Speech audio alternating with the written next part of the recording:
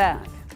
The disease cystic fibrosis forms a thick mucus in a person's lungs. It's deadly and there's no cure. But now folks have a really big ally in the race to find one. As Suzanne Lawler shows you, he's recognizable and leaves quite an impression. It's a story that comes straight from the heart.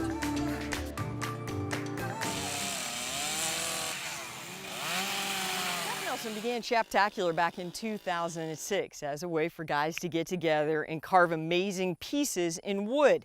In 2012, they started raising money for cystic fibrosis. In 2019, just a couple of years ago, well, the guys created this. Yeah, I think, wow, that's a big old Sasquatch outside.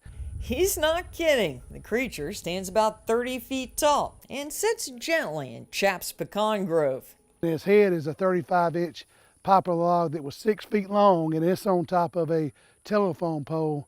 And then the rest is built like a house framing.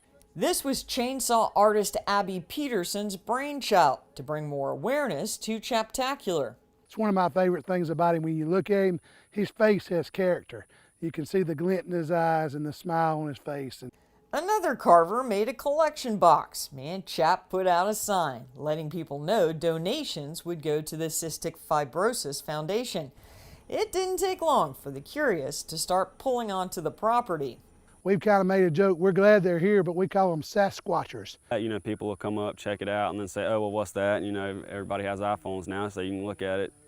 Luke Nelson is Chap's nephew, and he battles CF every day. You have a lot of problems with digestion and getting nutrients from your food, as well as the thick secretions in your lungs.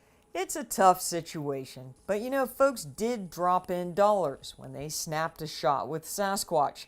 Those pictures wound up on Facebook, and Chap figured, well, he better check the can. The collection box was full of money. $230 worth of $1 bills and $5 bills. A little over $200 may not sound like much, but it is a way for folks to support a giant cause by visiting a Goliath ambassador and making a difference. Suzanne Lawler, 13 WMAZ News. He does look like a friendly fellow. Chap says overall, between the festivals and the Bigfoot statue, they've raised, get this, $1 million for cystic fibrosis. If you would like to see Bigfoot, Chap lives on Hungerford Road in Jones County.